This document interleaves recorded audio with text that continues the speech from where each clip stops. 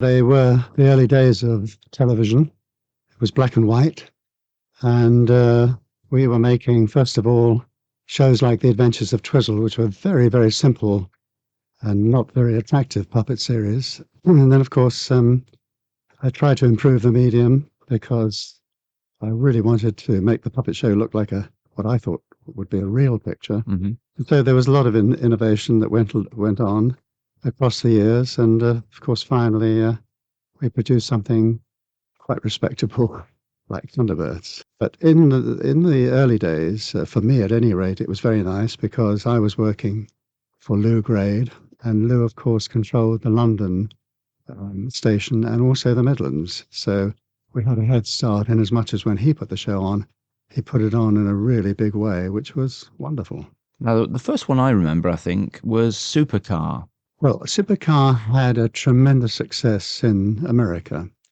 As a matter of fact, the company that distributed it, which also belonged to Lew, ITC, was just about to close its doors because they weren't doing very well. And Supercar came along, and as I say, it was hugely successful over there. Now, where did your ideas come from? You're obviously very much interested in science fiction. I think I started really being interested in flying. I don't know what it is, but I could sit on the end of a runway and watch aircraft take off and land all day long. And then, of course, when the space race started, it was pretty natural for me to follow on and be interested in that. And I mean, we mentioned Supercar. In actual fact, Supercar was an idea I had so that we could transport the puppets who couldn't walk very well around and make the whole thing very mobile. That was the idea of Supercar. Having made it, people, I noticed, were saying to me, "Hi, Gerry. I see you're in science fiction now." So, in a way, I kind of fell into it.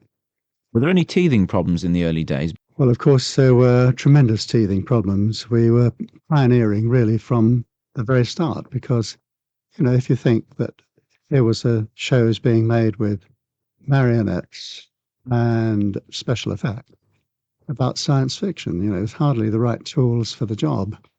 And so we pioneered, for example, automatic mouth movement, where we would play a pre-recorded program and the puppets would speak to it in sync automatically.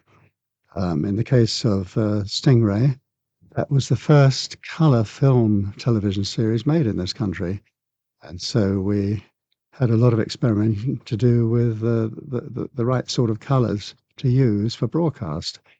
Of course, if you look back on those shows, it's pretty obvious that we were saying to ourselves, wow, we're shooting in colour, get all the paint pots out. They're very bright and very gaudy compared to today's colour shows. Now, who are your favourite characters from some of those early programmes, from the likes of Captain Scarlet, Joe 90 and Thunderbirds, for instance? I like Joe 90 because I thought the idea was a good one, but probably my favourite character of all was Parker on Thunderbirds. Parker was different, and the reason for this was he was sculpted by John Blundell, who was a very, very well-known puppeteer.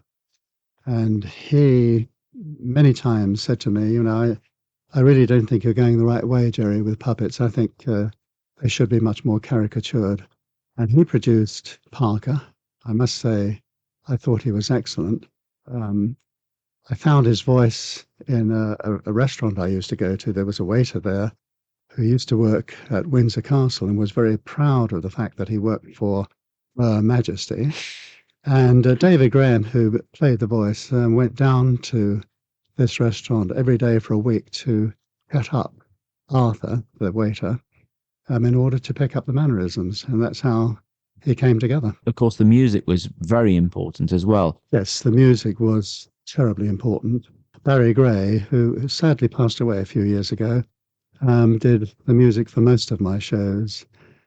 He was a very clever composer, and I think he was always subconsciously emulating the big American pictures. But, although they were puppet shows for children, we used to have orchestras to record our music, 45 pieces, and sometimes when we made feature films using the puppets, orchestras up to 85 pieces. And so, of course, we were able to produce a very big sound. But producing a big sound isn't, that's only part of it. The composer is the guy who makes it, something that you want to listen to. Hey, thanks again for listening to this interview. If you enjoyed it, please click on the like button. Make sure you ring that notification bell. Check out all of the other interviews here. And if you can, please help the channel by subscribing. Thank you.